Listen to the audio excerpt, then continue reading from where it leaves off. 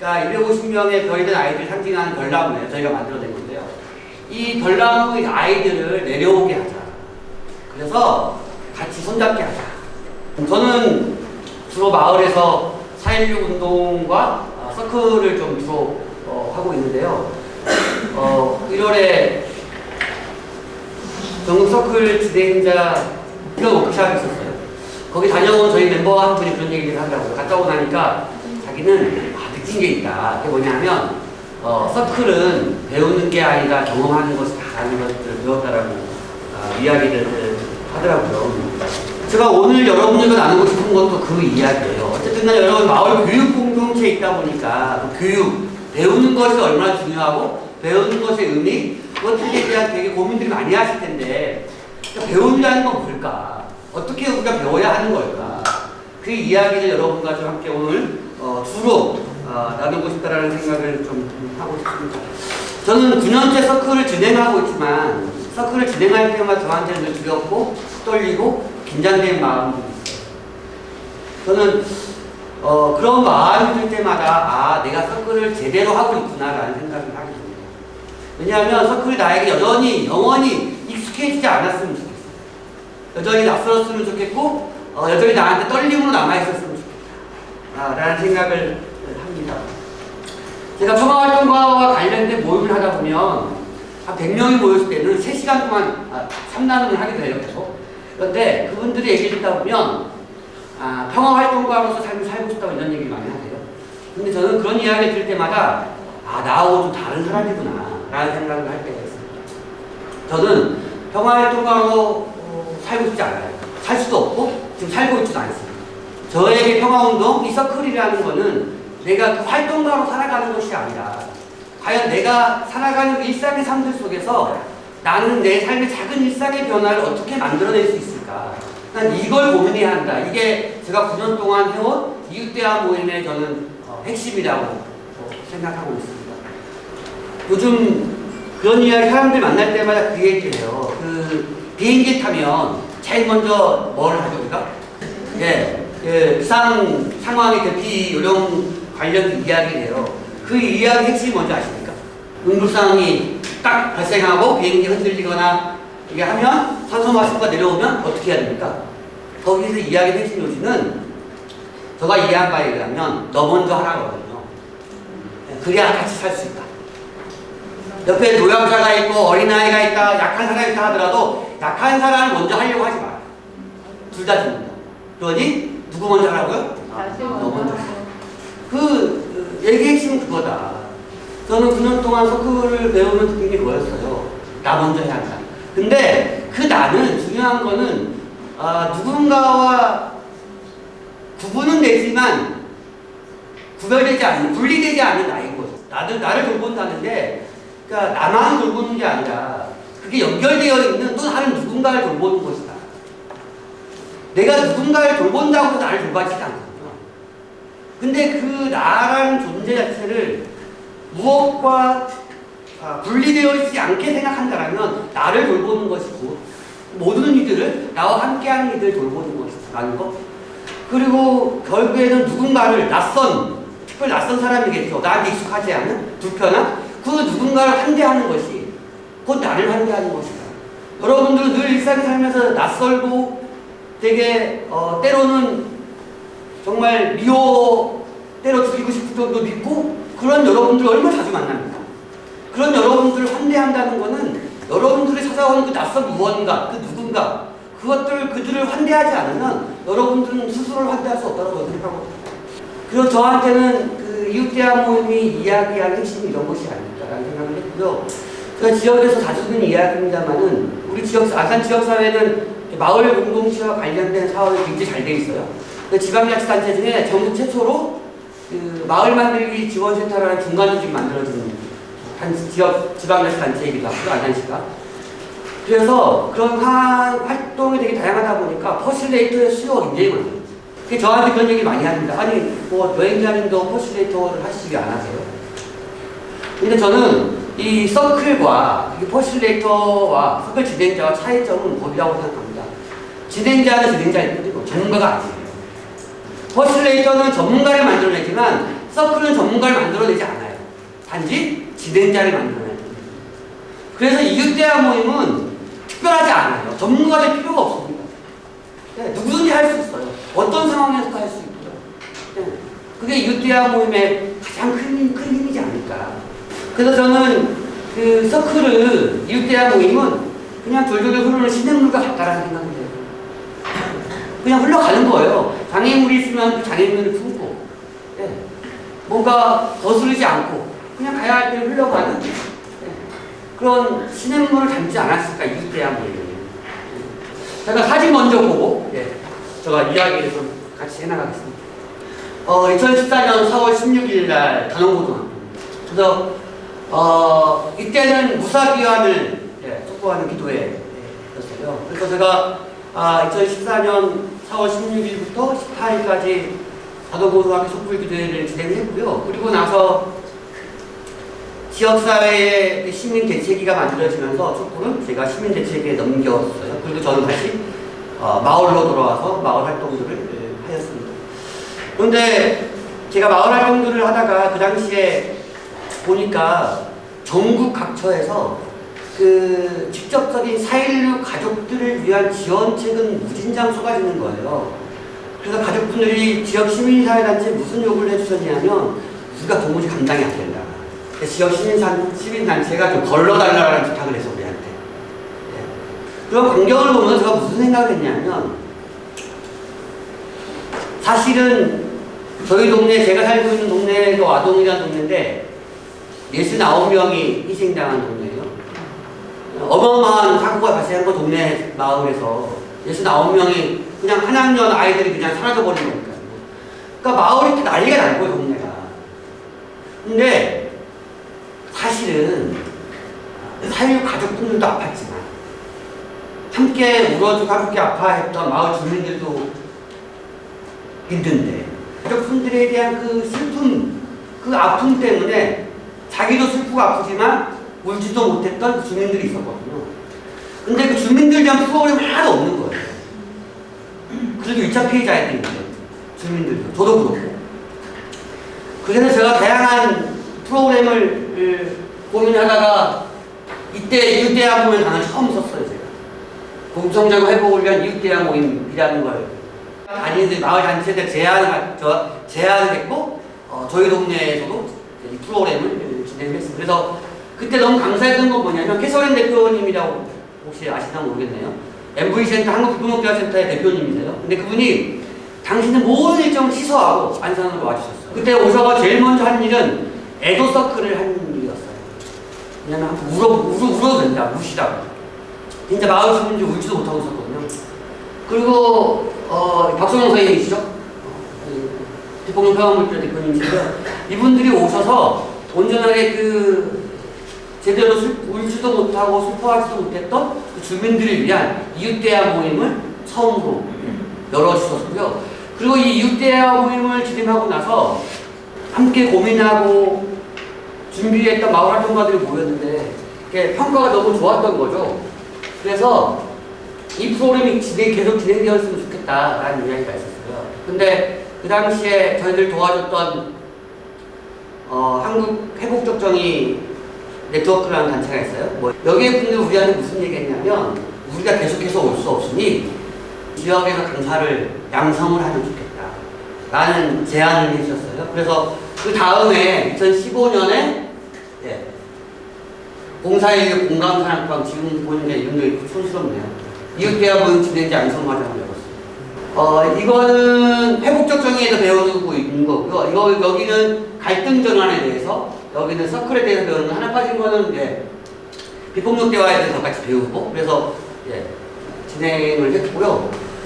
그리고 나서 2015년도에 여기 앞담화라고 세월호 눈으로 본 세상 이야기를 서클 방식으로 저희가 안산 지역 주민들과 함께 했고, 이거는 저희가 4.16 이후에 청소년들을 어떻게 할까를 고민하다가 HIDP라고 청소년 평화 활동 프로그램이 있어요. 여러분 해보시면 너무너무 놀라운 경험을 할 수 있고요. 그래서 우리 마을에 있는 69명이 희생당한 와동에 있는 청년들하고 HIDP 프로그램을 진행했고요. 그리고 캐서린 대표님이 한 번 더 오셨어요. 2010년도에 이때는 갈등의 세상에서 대화하기, 세상이 갈등 속인데 예술이 어떻게 대화해야 할까 이런 거고요. 그다음에 신뢰 서클을 박경림과 같이 함께. 그다음에 서클 타임. 네, 이게 되게 놀라운 또 에너지가 있어요. 그리고 저희가 여기는 반월중학교예요. 그래서 반월중학교에 전학년 상대로 회복적 생활교육을 진행을 하는데 제가 그런 생각을 했어요. 저희가 2교시를 하는데 45분씩 2교시가 90분이에요. 그런 생각을 해요. 우리가 90분 프로그램 하는데 무슨 효과가 있을까? 9월달에 갔거든요. 이제 방학 끝나고 이제 신학기가 시작되면 아이들 가운데 방학의 이 기간이 있다 보니까 갈등이 무지무지하게 일어난다는 거예요. 근데 저희가 2년 동안 했는데요. 2017년, 18년 2년 동안 했는데 확 줄었다는 거예요. 갈등과 학교 폭력이. 그만큼 이 가진 힘이 놀라운 거죠. 주로 저희가 하는 거는 학교 들어갈 때 이 회복적 생활교육이라는 이름으로 들어가지만 실질적인 서클 타임 내용을 가지고 학교에 들어갑니다. 그리고 여기는 저희가 안산 시민들하고 함께한 이웃대화 모임을 진행하는 건데요. 여기 분들은 특별히 지역아동센터 교사님들이에요. 제가 해보니까 진짜 이웃대화 모임이 가장 필요한 데는 어린이 선생님들과 지역아동 선생님들과 이 아이들 다루는 그런 분들이 있더라고요. 그러니까 그분들은 아이들과 관계에 있다 보니까 정말 어쩔 수 없이 자기의 상처가 너무 많이 있더라고요. 돌봐주지 않는 것들이. 네, 18년도에 반월중학교 갔고 학부모 성장학교 이런 프로그램을 또 진행을 했습니다. 이제는 아까는 2015년도에는 그냥 이웃대화 모임 진행자 양성 과정이었어요. 근데 저희가 좀 더 강심화시키자. 그 당시에 서울시에서 마을 갈등과 관련된 조정자 훈련이라는 서울시 프로그램을 운영하고 있었어요. 그래서 거기에서 따왔어요. 그래서 우리는 마을 갈등 조정자를 양성해내자. 마을 갈등 해결을 위한 이웃대화 모임 진행자 양성. 네, 이렇게 했고요. 그리고 여기는 돌봄과 성장을 이웃대화 모임에 마을 주민들 초대합니다. 라고 좀 진행했고요. 여기는 사실은 어떤 분들이냐면 제가 있는 지역구 안산시 단원갑 민주당 당원들이에요. 제가 민주당에 찾아가서 당원들하고 교육을 한번 하겠다. 그리고 이 프로그램을 고민하게 된 거는 4.16 때문이었어요. 여전히 이게 2019년이니까요. 4.16이 지난 지 5년이 지났는데 이게 늘 그 안에 고민되어 있는 거예요. 4.16이라는 아픈 상처가 꺼내놓지도 못하고. 그래서 이웃대화 모임을 통해서 당신의 4.16과 관련된 이야기를 좀 꺼내라. 괜찮다. 중요한 거는 이 자리가 얼마나 안전하냐. 내가 이 자리가 온전하게 안전하다라고 생각이 들면 내 안에 못 꺼내놓을 게 없거든요. 네. 그래서 그런 저희가 진행을 여기는 민주당 당원들이고 여기는 또 저희 동네에 있는 아이들을 데려다가 이제 뭘 했냐면 또래 조종자 교육을 했어요. 또래 조종자는 뭐냐면 아이들한테 물어보면 학교에서 갈등이 일어나거나 폭력이 일어나는 게 제일 어려워하는 게 뭐냐면 아이들 단번에 그런 얘기예요. 왜 선생님이 개입해요? 그러니까 당사자는 빠지라는 얘기거든요. 네. 사실은 가장 좋은 방식은 갈등 당사자들이 그 갈등을 해결하는 거예요. 그러면 아이들에게 그래 니들이 한번 해봐. 그 또래 조종자로 세워주는 거죠. 같은 또래에. 그러면 이 친구들이 학교에서 뭔가 문제가 생기면 선생님이 개입하는 게 아니라 이 친구도 직접 개입하는 거죠. 그래서 만들어진 게 또래 조종자 양성 과정이고요. 그래서 그렇게 좀 2019년도에는 이런 일들을 했고요. 2020년도에는 이게 HRDP 입문 과정입니다. 그래서 저희가 멤버들이 다 같이 2박 3일 동안 HRDP를 한 거고요. 여기는 아까 얘기했던 우리가 늘 하는 프로그램은 이 서클 타임입니다. 그리고 작년에 재작년이군요. 3기 마을 갈등 해결 위한 이웃대화 진행 양성 과정 진행했고, 그리고 작년에 그렇죠? 이게 서클 타임 하는 거고요. 이거는 불폭력 대화 연습 모임이고 독서 서클 진행을 했고요. 그리고 회복적 서클 연습 모임. 예. 그리고 여기는 저기 일상적인 모임. 뭐 주로 지난 2014년 4.16 3.4 이후부터 쭉 그냥 저희 이웃대학의 흐름은 그 큰 가지는 좀 이렇게 가주시면 될 것 같다는 생각이 들고요. 그냥 자료집은 제가 대충 대충 훑어볼게요. 한번 한 페이지 넘기지 자료집을 좀 한번 보시겠어요? 페이지 자료집 27페이지 이 자료집 봐야 되군요. 네. 딱 한 달 전에 무슨 영화가 있었냐면 혹시 여러분들 보셨는 건 탐욕의 제국이라는 영화가 있어요. 삼성 반도체의 노동자들에 관한 이야기였거든요. 근데 제가 그 영화를 보고 나오면서 그런 생각이 들었어요. 이 무지막지하고 자본의 힘이. 그러니까 이러다가 우리 정말 다 죽겠다. 네, 제가 그 탐욕의 제국이라는 영화를 보면서 그런 마음이 들었어요. 4.16 참사를 일어나기 한 달 전. 그러니까 이 거대한 이 자본, 탐욕으로 가득 찬 자본 안에 우리의 각자의 생명은 얼마나 나약하고 위태로운가 이런 것들을 보여줬거든요. 그리고 2014년 4월 10일 날, 4월 20일 장애인 날이니까 10일 앞두고 나서 어떤 일이 있었냐면 국민연금공단 성동 광진지구 앞에 장애인 등급 심사센터가 있어요. 이제는 없어졌어요. 문재인 대통령이 되면서. 아니 재밌지 않아요? 무슨 소고기도 아니고 장애인한테 등급을 먹여요. 아니 또 뭐 소고기한테 먹이는 건 소고기 존심 상하겠죠. 1등급, 2등급, 3등급 먹이는 것처럼 어디 장애인이 1급, 2급, 3급 그것도 등급이라고 얘기하는 사람한테. 어쨌든 간에 등급 그 장애인 급수에 따라서 혜택이 주어지는데 중요한 건 장애인한테 핵심적인 거는 활동 지원사거든요. 근데 이분이 이 장애인급이 떨어지면서 활동 지원을 못 받게 된 거예요. 그래서 그 기자회견을 한 거죠. 가서 자기 이야기를 하면서 하소연을 하면서 나 이제 등급에 떨어져서 장애인 지원 활동 지원 못 받게 됐다.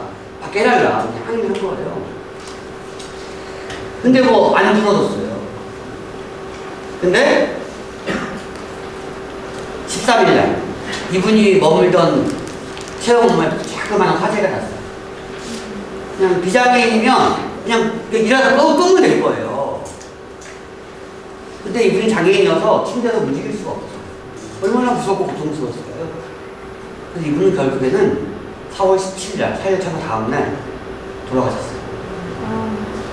저한테 4.16이라는 거는 단순하게 그냥 그 제주도로 수학여행 가던 아이들이 재난을 당해 사고난 사건이 아니었던 거죠. 저한테는 이 탐욕의 제국의 한 달 전에 봤던 영화와 이 송숙현이라는 돌아가신 송숙현이라는 분의 죽음과 4.16 참사와 저한테는 연결되어 있는 거예요. 그저는 이걸 여전히 하나의 사건으로 봐요. 재난으로 보지 않아요. 그래서 이 4.16 참사라는 거는 우리한테 새로운 삶의 가치와 철학을 발견하라는 메시지이겠구나라는 생각을 하는 거죠.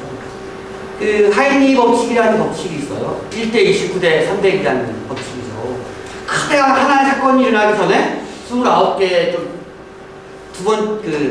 중대한 큰 것보다 좀 작은 사건이 있고 이 작은 사건이 가운 사건이 일어나기 전에 300개의 사건이 우리에게 계속해서 메시지를 준다. 아니 여러분 잘 아시는 것처럼 바다에서 파도도 안 치던 그 바닷가에서 대낮에 아침 일찍 304명이 희생되었는데 그리고 나서 9년, 8년, 만 8년 지나고 나서 아니 걸어가던 길가에도 150명이 죽은 거예요.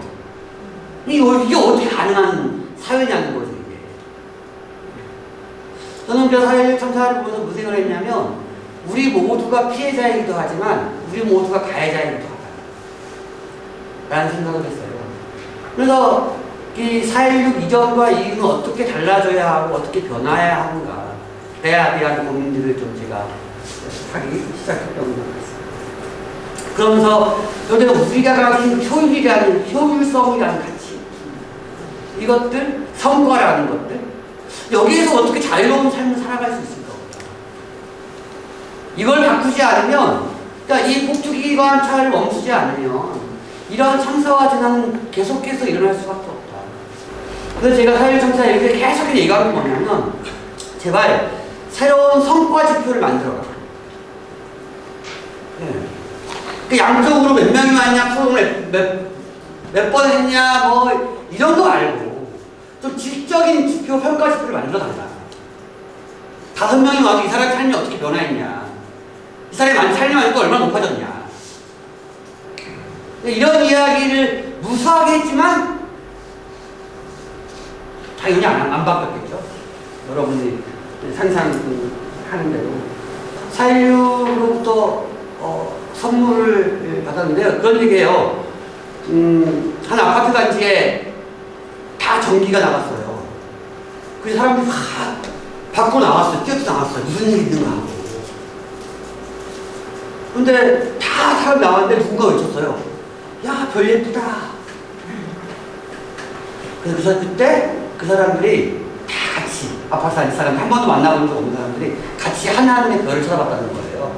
그러고 나서 그 아파트가 바뀌었다는 거죠.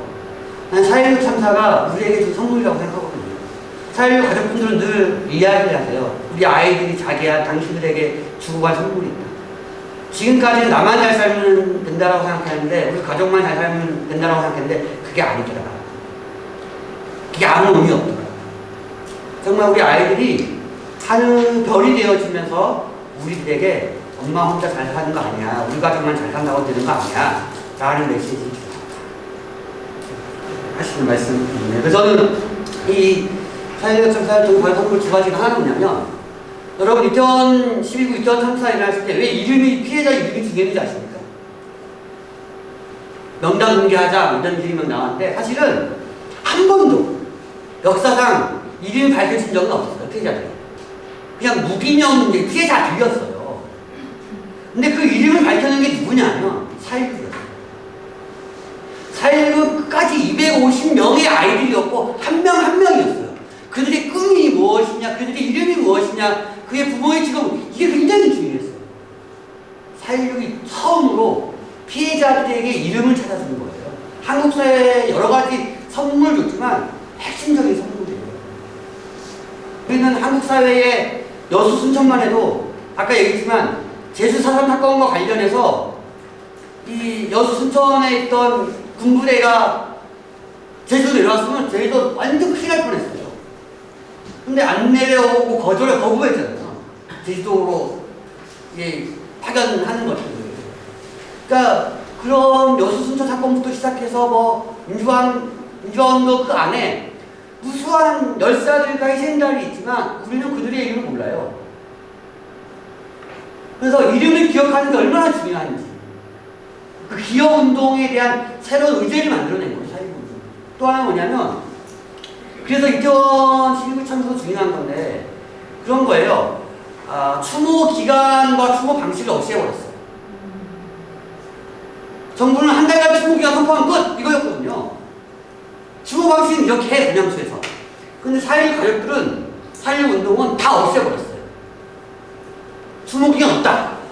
진상규명과 책임자 처벌, 안전한 사회가 만들어지는 데까지가 추모 기간이다.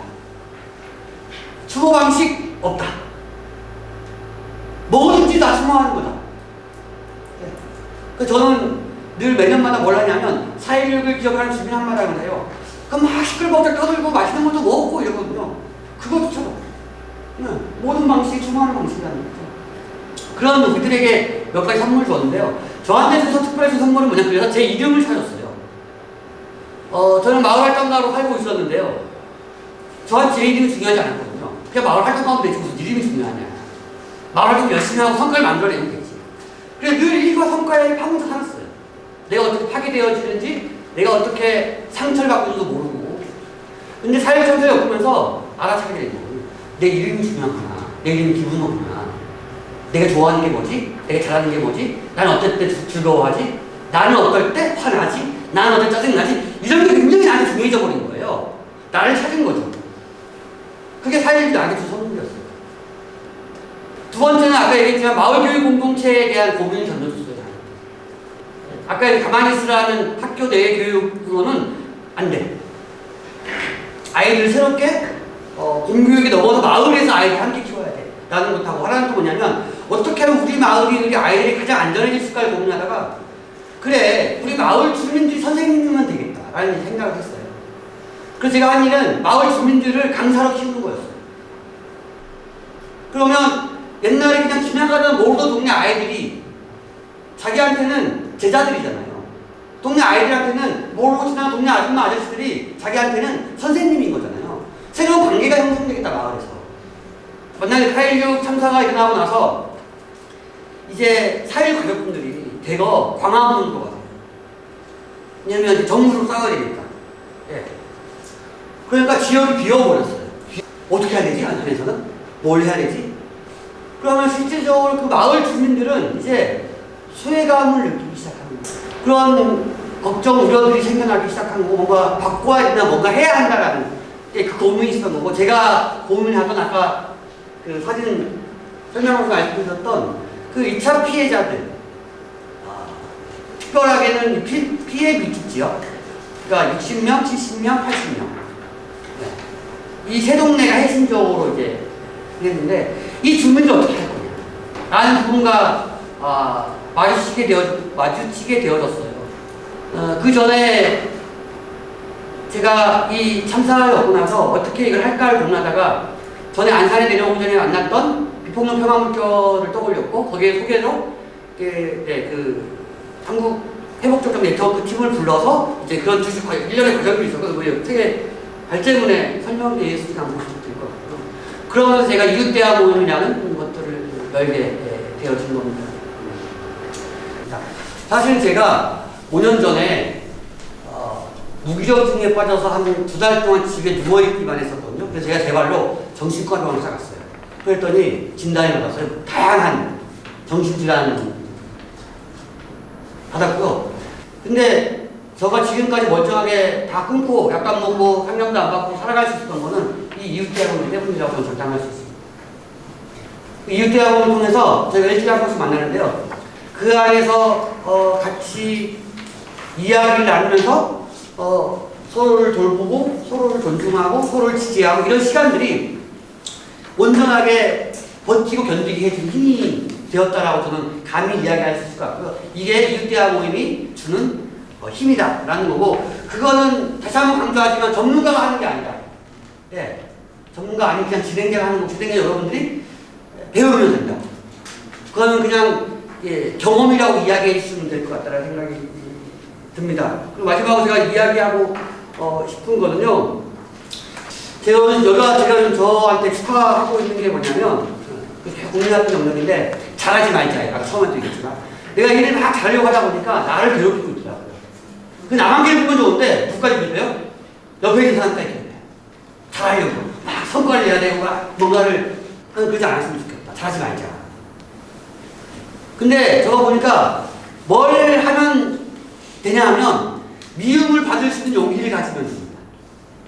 괜찮아. 내가 세상에 모든 사람들한테 어떻게 사랑과 존중을 받을 수 있겠어. 누군가 나를 미워해도 돼. 그게 내가 좀 오래 살 거야.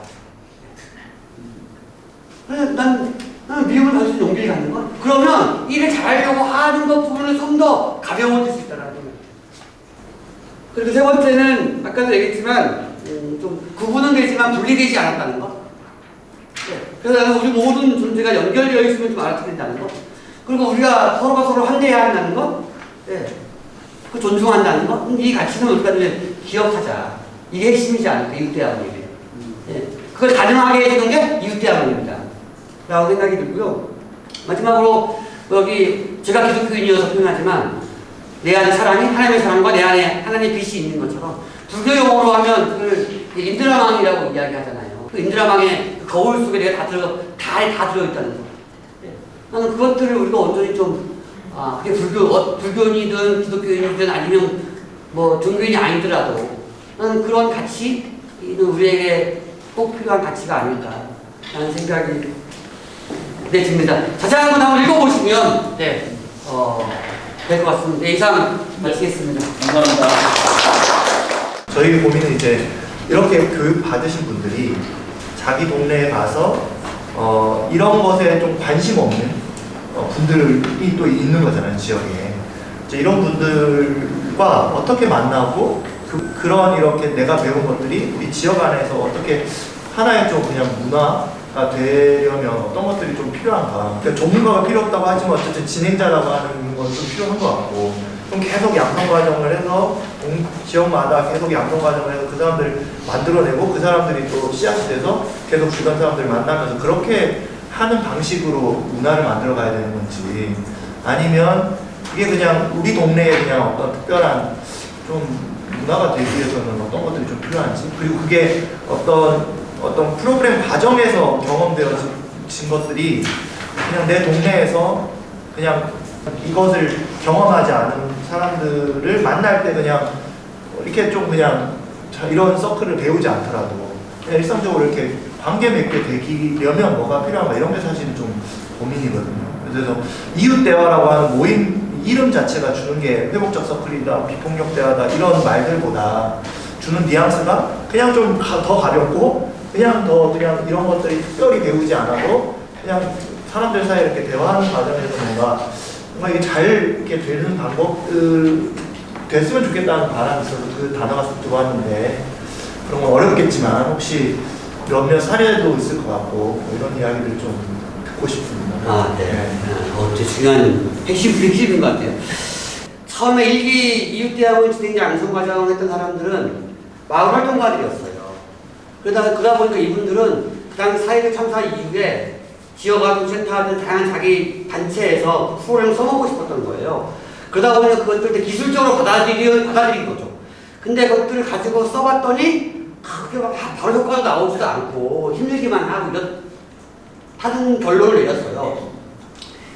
근데 이제 2기 멤버들이 두 번째 멤버인 마을 갈등 해결을 이웃대학원 진행 양성단을 하는데, 이분들은 정말 뭔가 강사, 배우면 있던 사람들이 왔어요.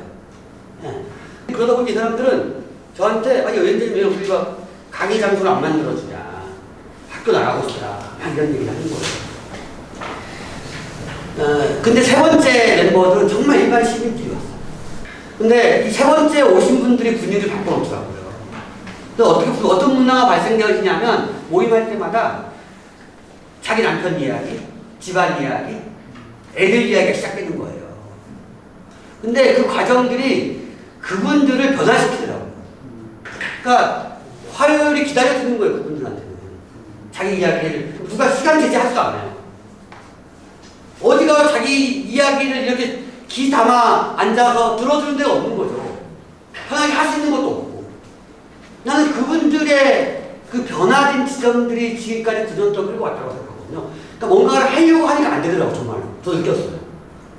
나는 그러니까 이 이웃대화 모임은 뭔가를 하려고 하지 말자. 제가 느끼는 거는 그냥 흘러가자. 제가 노력을 했어요. 환대라는 단어를 퍼뜨리려고, 지역사회에. 근데 이제는 그 환대라는 단어가 되게 많이 써요, 사람들이. 나는 그러면 성공한 거다, 이웃대화 모임은. 네. 그분들이 환대라는 단어를 언제 쓰겠어요? 그때 이제 웬만하면 우리 환대할까요? 다 하는 거예요. 문화가 되어지는 거. 나는 그런 게 필요하다고 생각해요. 시민사단체 관계자들 모임할 때 가급적이면 이렇게 둥그렇게 앉고 가운데 누군가 어색하지만 센터피스 갖다 놓고 잠깐 우리 하기 전에 좀 우리 숨 좀 쉴까요? 네. 잠깐 침묵하고 꼭 뭐 이게 묵념 같은 거 안 해도 그냥 잠깐 침묵하면 좋겠다고 숨을 한번 좀 쉬자. 내가 숨을 쉬고 있다는 걸 확인하자. 그리고 저희가 회의 진행할 때는 늘 항상 그 공간에 있는 호스트를 초대합니다. 어떻게 초대하냐면 미리 얘기해줘요. 여기에 오신 분들 환대해달라고. 환대하는 거? 난 이런 뭔가 전문가 막 이런 것들이 아니라 자그마한 그런 환대 문화가 형성되어지고 그 침묵하는 거, 내 숨을 내가 좀 보는 거, 그런 것들이 되게 중요하지 않을까. 그리고 기다려주는 거? 예. 난 그거다. 예. 우리가 무슨 전문가를 만들어낸다는 그건 서클 정신이 아니라 여전히 고민은 있어요. 박성 선생님도 고민하고 있고 비폭력 평화물결도 고민하고 있는 건 뭐냐면 서클 진행자를 자격증을 줄까 말까 이런 고민이 있는 거예요. 근데 서클이 확산되려고 하면 자격증 주는 게 더 확산이 빨라요. 근데 서클을 더 빨리 확산시킬 수도 있으면서도 서클의 자격증을 아직까지 안 만든 건 그나마 이유가 있다.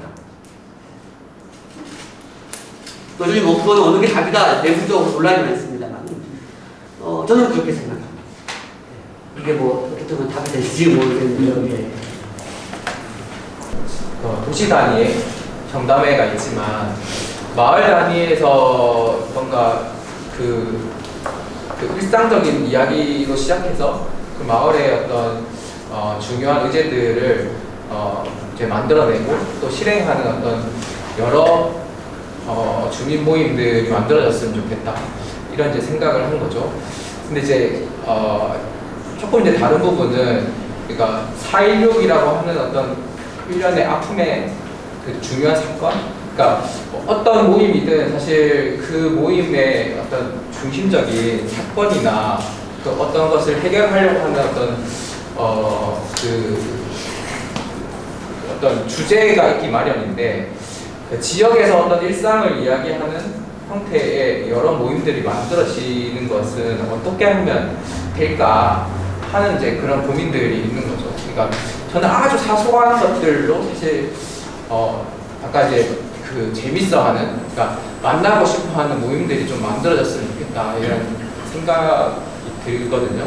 그러니까 개인적으로는 제가 가장 기대하는 최근에 모임에서 제일 좋아하는 모임은 우리 애가 다니고 있는 어린이집의 학부모들의 모임이에요. 그러니까 네 가정이 모이는데 그냥 같이 만나서 술을 마시기도 하고 또 어떤 데는 우리 여름에 그 애들 수영을 시키고 싶은데 어떻게 할까? 그러니까 그런 이야기를 하다가 마당에 있는 어떤 누군가의 집에 같이 튜브를 돈을 모아서 사서 애들이랑 같이 수영을 하게 하자. 그러니까 그런 데 사소한 이야기를 하고 또 산타 품앗이를 하자. 아빠들끼리 그런 이야기를 하는 거죠. 그러니까 그거는 아주 소규모 그 학부모들의 모임인데 지역에서 저는 뭐 여러 고민이라기보다는 일상적인 뭔가를 같이 도모할 수 있는 모임들이 만들어졌으면 좋겠다. 제가 하고 있는 일은 사실 평생교육을 진흥하는 일인데 평생교육 분야에서도 그런 어떤 주민들을 지원하고 싶은 마음들이 있는 거죠. 그러니까 어떤 같은 관심사의 모임들, 꼭 교육적인 부분들이 아니더라도 지역사회에서 여러 이야기들이 일어나는 말 그대로 이웃 대화 모임들, 그러니까 갈등을 해결하는 것뿐만이 아니라 어떤 관심사를 계속 학습하고 그걸 또 해결해보기도 하고 실행해보기도 하는 그런 모임들을 하려고 하는데, 근데 이제 4.16이라는 사건처럼 강력한 매개체가 되는 어떤 중심 사건이 없기 때문에 그런 것들이 조직화되는 것들이 참 어렵지 않나. 그렇다면 마을에서는 이런 모임들의 시작을 어떻게 해야 되는가? 그러니까 지금 이제 그동안에는 서클이라고 하는 어떤 이제 누군가를 양성해서 마을에서 이런 그 모임을 해봐라고 했을 때 한 명이 그 마을에 들어갔을 때 어떤 이제 그 사람을 모아내고 이야기를 이끌어 나가는 것은 너무나도 사실 어려운 일인 거죠. 그러니까 그 마을의 그 중심이 되는 그 여러 인물들이 사실 사실 힘을 발휘하기 위해서는 사실 그 마을 단위 안에서 이제 여러 명이 그런 이제 사실 행동하는 사람들이 있어야 되겠다 이런 생각도 들고, 그랬을 때 그러면 이제 되게 사실 좀 그 행정적인 고민인데 어떻게 지원한다고 하면 예를 들어서 행정에서 그 마을 주민들과를 어떻게 만나고 어떻게 지원한다고 하면 이런 일상적인 모임들에 도움을 줄 수 있을까? 이런 고민들. 네. 사실상 4.16 때문에 4.16 때문에 퍼지는데 더 어려움이 많았어요. 그래서 지금 일대하고 있는데 지금 어느 시절에 일대하고 하냐 이런 이야기부터 시작해서 사실은 그 중요한 것 같아요. 이렇게 시작을 어떻게 할 거냐 마을 모임 관련해서. 저 수원에서 굉장히 성공한 사례가 있었고 4.16 참사 이후에 안산에도 나름 성공하다가 잘못하는 바람에 실패한 사례가 뭐냐면 그냥 20만 원씩 준 거예요. 현금으로 모임에다가 마음대로 써라. 밥 먹고 뭐하지. 근데 꼭 같이 써라. 그냥 돈을 준 거죠. 20만 원씩. 수원에. 그렇게 했어요. 그것 자체가 그 뿌리를 내리게 만들어주는 거예요. 모임이. 그러면 이제 그 모임에 돈 쓰면 같이 모여 써야 거 아닙니까? 그러면 같이 몇 번 만날 거 아니에요. 돈을 써야 되니까. 그러면 딱 그걸 딱 보는 거죠. 네.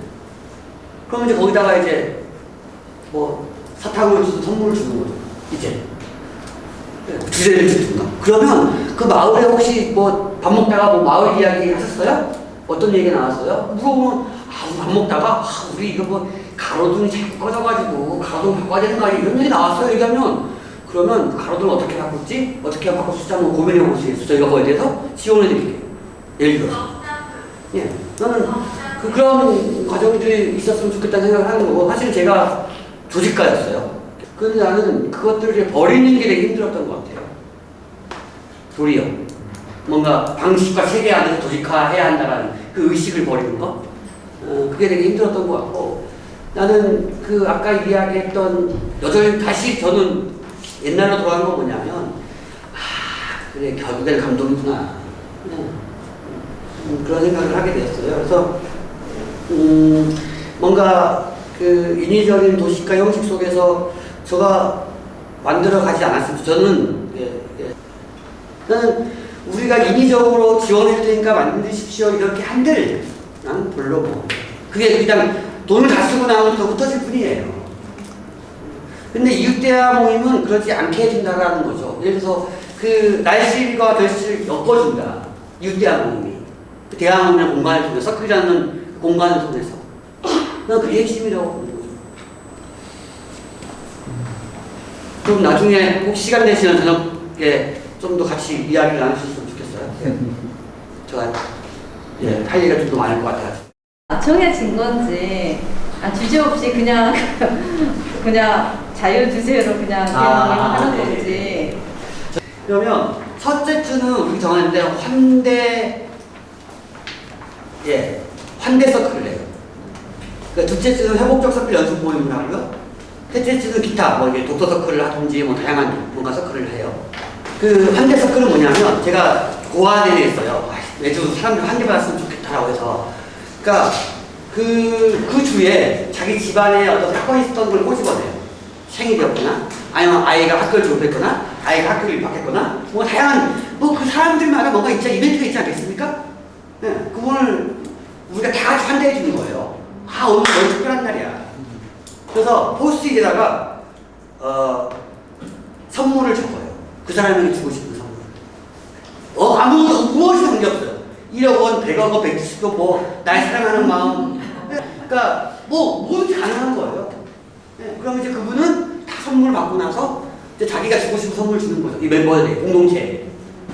이렇게 제가 만드는 환대서클은 이런 이야기로 진행되어지죠.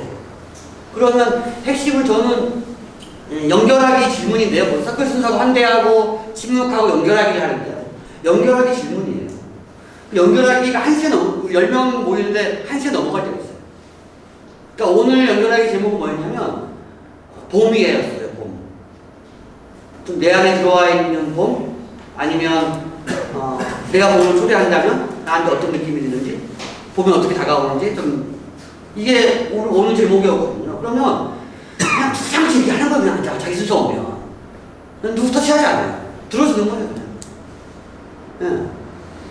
그러니까 봄 얘기 하다가 남편 얘기 나왔다가 자녀 얘기 나왔다가 그냥 들어주는 거죠. 그러고 나서 이제 그리고 연결하기 나가고 약속 확인하고 그 다음에 프로그램을 진행하죠. 때짜가 맞는 프로그램입니다. 그러니까 실내 서클 같은 경우에는 좀 글을 같이 읽는 경우가 많아요. 시를 읽든지 글을 읽든지 그러면서 그 글에 대한 느낌 같이 공유하고 특별히 요청할 때 있으면 요청하고 우리가 온전히 그것들에 대한 그 아픔이라든가 뭔가 자기 안에 고민들 꺼내놓으면 우리가 온전히 공동체가 그 서클의 에너지를 가지고 그분을 위해서 에너지를 함께 해주고 이런 일들을 얘기가 되는 것 같고, 또 질문은 사실상 이걸 하면서 아까 행정 이야기가 나왔지만 결국 돈이라는 게 아까 자본 이야기 처음에 하셨잖아요.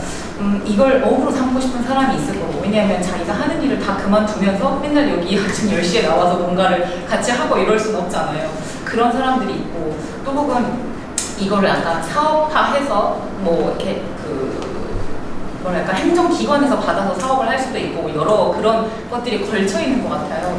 그런 부분들은 어떻게 해결하셨는지 좀 궁금하거든요. 여기 보니까 후원 그 얘기가 뒤에 이제 있고 이런 것도 하는데 그래서 이런 부분에 대한 애로사항이나 그런 어떤 부분들 좀 중요한 문제지 않을까. 그 시민평화대학 준비위원회 초창기에 덕을 봤고요. 실제 어떤 일이 있었냐면 저희가 이 이웃대학 진행자 양성 과정을 해야 되는데 돈이 없는 거예요. 진행 못 하고 있었어요. 전화 한 통화를 받았습니다. 김은호 땡땡땡님이시죠? 라는 거예요. 네, 맞는데요? 누구세요? 그랬더니 그냥 한신대 사회복지학과 이인지 교수입니다. 그 4.16 3사가 일어나고 나서 단체들은 다 뭐 여기저기 막 아름다운 데다 지원받고 하는데 그분이 생각하기에 단체를 끼지 못해서 개발을 정말 열심히 활동하시는 분이 계실 것 같다는 생각이 들었던 거예요. 그래서 그분이 아름아름 물어보고 혹시 그런 사람이 있냐. 근데 제가 그분에게 아름아름 소개되어 간 거죠. 그래서 그분이 나한테 전화 온 거예요. 그래서 얼마가 필요하십니까? 그때 좀 많이 X를 얘기할 것 같아요. 이렇게 2천만 원만 딱 얘기해서 그냥 딱 2천만 원 주시더라고요. 저는 그러니까 늘 순간 마을 운동을 하다 보니까 저한테는 마을 운동은 기적이었거든요.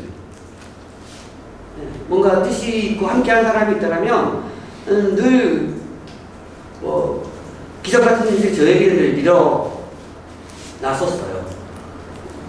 그래서 제가 좋아하는 말에 혼자서 꾸는 꿈은 꿈을 불가하려고 함께 꾸는 구현실입니다. 이 말 정말 좋아하는데 저는 그걸 믿어요. 난 돈이 없으면 힘들다라는 얘기는 아니라고 생각해요.